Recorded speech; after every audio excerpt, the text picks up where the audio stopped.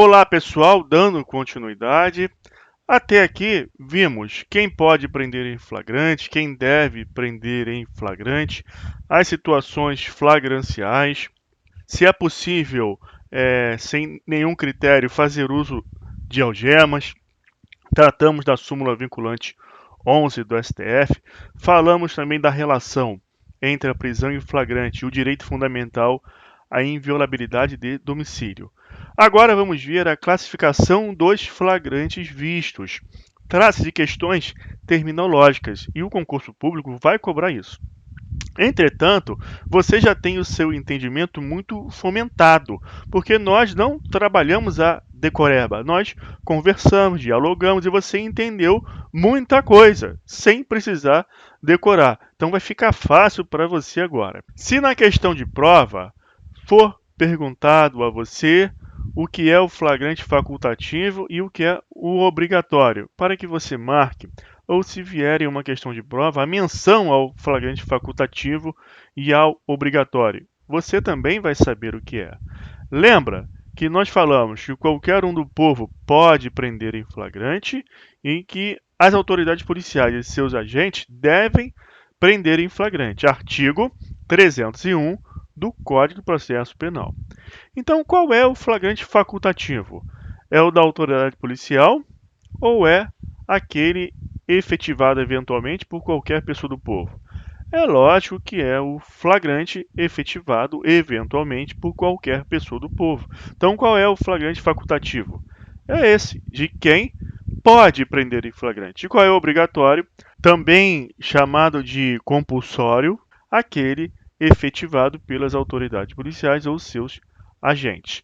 Flagrante próprio, perfeito, real, flagrante impróprio, imperfeito, real, quase flagrante, flagrante ficto ou presumido. Aí você vai pegar o rol do artigo 302 do Código de Processo Penal e vai trabalhar aquele entendimento que vimos quando tratamos das situações flagranciais. Você vai ter o flagrante próprio, perfeito ou real no inciso 1 e 2 do 302, o flagrante impróprio, imperfeito, irreal ou quase flagrante no inciso 3 e o ficto ou presumido no inciso 4. Como que você vai fazer para não esquecer isso? Lembra do fundamento da prisão em flagrante, daquilo que conversamos sobre a preocupação do legislador em trabalhar as situações flagranciais, que é evitar que se prenda a pessoa errada. Então, pense nisso que você não vai esquecer mais. 302, inciso 1 e 2, 3 e 4. Você vai do próprio ao ficto. Então, tem o próprio, próprio, impróprio, ficto. Então, trabalha dessa forma e você não vai esquecer. Vamos seguir em frente agora e verificar situações especiais. Por que isso, pessoal? Preste atenção no seguinte. Nós estudamos o artigo 302 do CPP e, após compreender cada um daqueles incisos, isso se tornou mais objetivo para a gente. Então, a gente já consegue verificar com mais facilidade um flagrante próprio, um impróprio e um ficto. Agora, existem outras situações que eu chamo de situações especiais que já conferem mais pontos de interrogação, vamos dizer assim. Por isso que eu coloquei situações especiais. Estas situações especiais já são complicadores a mais para lá nos termos do artigo 301, qualquer do povo prender em flagrante. Estas situações especiais justificam, inclusive, o artigo 301, quando tornam a atuação por qualquer um do povo facultativa. Haja vista que estas situações especiais já vão exigir um conhecimento a mais de qualquer pessoa do povo. Então, para evitar maiores problemas com relação ao confronto deste direito de qualquer pessoa do povo prender alguém em flagrante, com um direito fundamental da pessoa de ser livre, de ter sua liberdade garantida, coloque-se então essa menção no 301 de que qualquer do povo pode. E aqui eu trago as situações especiais que já exige uma apuração técnica maior da pessoa. Então vamos lá. Com relação aos inimputáveis, você vai verificar no Código Penal, artigo 26 e 27, que o nosso legislador tratou da inimputabilidade pelo critério biológico, então artigo 27 do Código Penal, que vai falar da criança ou do adolescente, então o menor de 18 anos. Você já deve ter ouvido falar que o menor ele não comete crime, ele vai cometer um ato infracional. Isso está previsto no artigo 103 do Estatuto da Criança e do Adolescente. E você não deve ter muita dúvida também quanto ao fato de menor não ser preso, será apreendido. E esse menor, para ser apreendido, tem que ser adolescente. Criança até 12 anos vai sofrer aquelas medidas que estão lá no ECA, no artigo 101 do ECA. Somente pode ser apreendido o adolescente. E para adolescente, você vai verificar no Estatuto da Criança e do Adolescente que os procedimentos são equivalentes ao maior de idade. Então, o adolescente ele será apreendido, será levado à presença da autoridade judiciária competente, haverá audiência de custódia. O CNJ, inclusive, já noticiou essa situação. A necessidade da audiência de custódia para o adolescente apreendido pode ser aferida a partir da leitura da Convenção dos Direitos da Criança, ratificada pelo Brasil. Então, você observa também que existe norma internacional tratando. Então, para o adolescente, qual é a diferença que você vai lembrar com relação ao maior de idade? Que para o adolescente você vai falar em apreensão, porque o adolescente não comete crime, artigo 103 do ECA, mas ato infracional. Agora, o que vai acontecer na prática é muito equivalente ali ao que está previsto no CPP para o maior de idade. Então, pessoal, com relação a este primeiro item, inimputáveis, da nossa lista de situações especiais, o que você precisa saber e que está relacionado ao nosso tema de estudo, prisão em flagrante. Que esse inimputável pode ser o inimputável do artigo 27, que é o inimputável pelo critério biológico, e somente você vai trabalhar com a apreensão do inimputável adolescente. Então, se for perguntado quem pode ser preso em flagrante, criança ou adolescente, você vai dizer que nenhum deles. Se for perguntado quem pode ser apreendido, você vai trabalhar com adolescente. E no mais, vai seguir com esse adolescente até a audiência de custódia. O procedimento para adolescente é equivalente ao do maior de idade. Só mudaremos as nomenclaturas. Então, pessoal, dentro do nosso tema atual de estudo, prisão em flagrante, é só isso que você tem que saber quando eu falo aqui da situação especial dos inimputáveis? É só isso com relação ao adolescente? Não. O que mais que você precisa saber? É com relação ao inimputável pelo critério biopsicológico. Qual é o inimputável classificado por esse critério biopsicológico? É aquele que, por doença mental ou desenvolvimento mental incompleto ou retardado, é ao tempo da ação ou da omissão, ao tempo da conduta, inteiramente incapaz de entender o caráter ilícito do fato ou de determinar-se de acordo com esse entendimento. E quem é o semi-imputável? Você refaz a leitura do artigo 26, só que nesse caso semi-imputável, ele é parcialmente capaz de entender o caráter ilícito do fato ou de determinar-se de acordo com esse entendimento sobre o caráter ilícito do fato. Aí você vai trabalhar com o semi-imputável no parágrafo único do artigo 26. A diferença entre o inimputável do artigo 26 e o semi-imputável do parágrafo único do artigo 26 é que o inimputável, esse previsto no artigo 26, caput, ele vai receber uma sanção na espécie medida de segurança. E o semi-imputável, Em eventual sentença condenatória, ele vai receber uma sanção, pena, pode ser pena privativa de liberdade, restritiva de direito ou multa. E no caso de uma pena privativa de liberdade, ele, em razão da semi-imputabilidade, essa pena, na terceira fase da dosimetria da pena, lá do artigo 68 do Código Penal, ele vai obter uma redução da pena de 1 a 2 terços. É uma causa de redução de pena aplicada lá na terceira fase da dosimetria. Essa é a diferença. Mas o que eu quero tratar com você aqui com relação ao flagrante?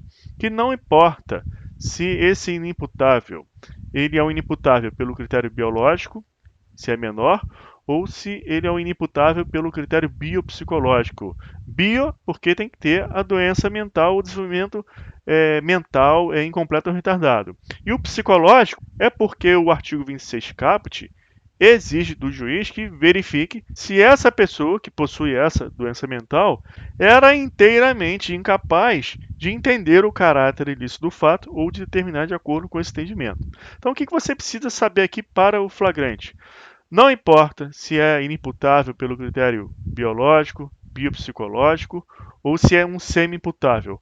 Cabe sempre a prisão em flagrante, no caso de inimputável e semi-imputável, e a apreensão no caso do menor adolescente, que é o inimputável pelo critério exclusivamente biológico. A diferença entre um e outro é que para um é prisão em flagrante, para outro é apreensão. E para todos eles, seguiremos normalmente para a audiência de custódia. E o que vai acontecer com esse inimputável do artigo 26 caput e com o semi-imputável do parágrafo único do artigo 26 do Código Penal, lá na audiência de custódia? O juiz poderá aplicar uma medida cautelar diversa da prisão, que é a internação provisória.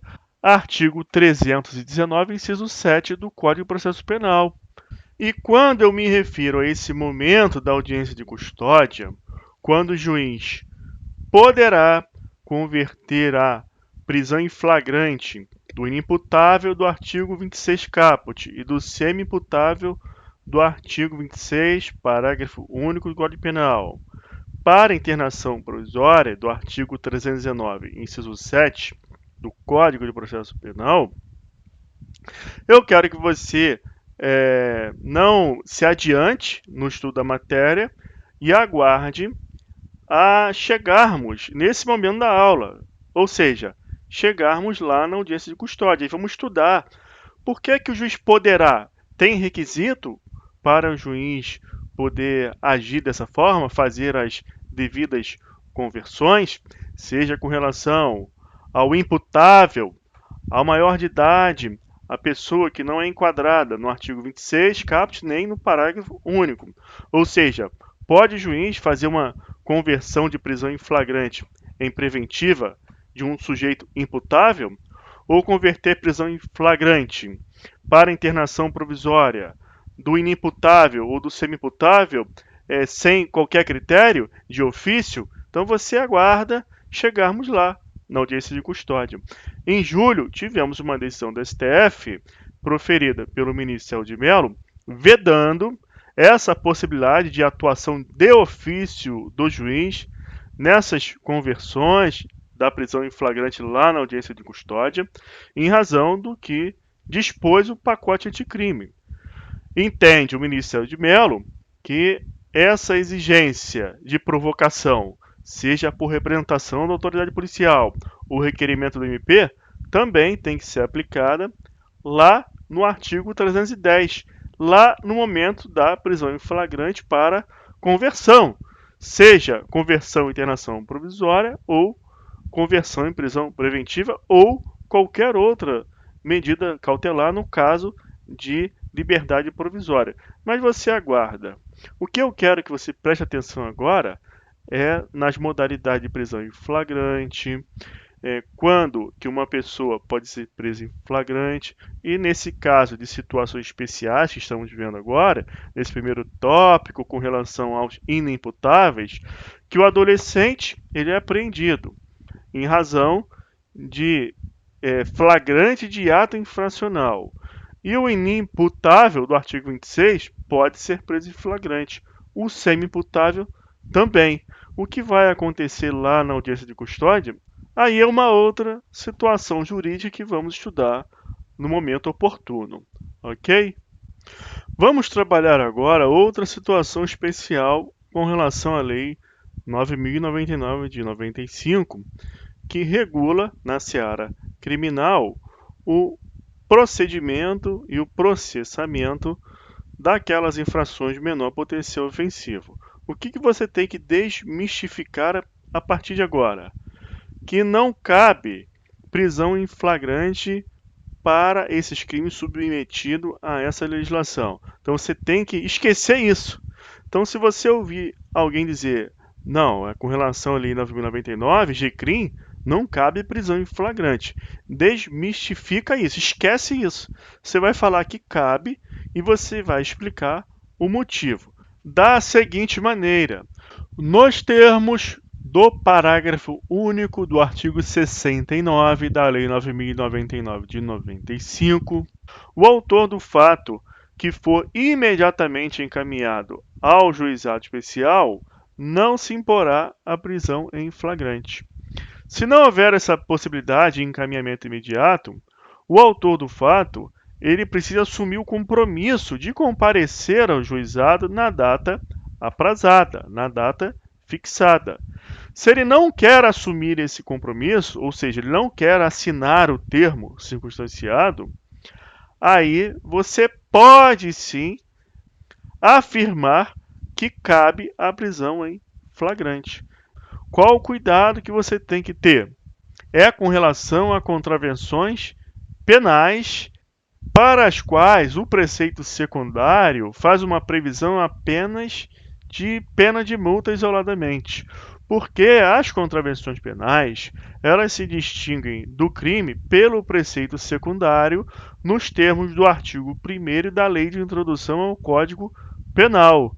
Crime, ele é diferente de contravenção simplesmente pela previsão do preceito secundário. Se você olha o preceito secundário de um tipo penal em abstrato e lê lá pena de prisão simples ou pena de multa isolada, isso é uma contravenção. Se você olha o preceito secundário e lê lá pena de prisão, reclusão ou detenção, é crime.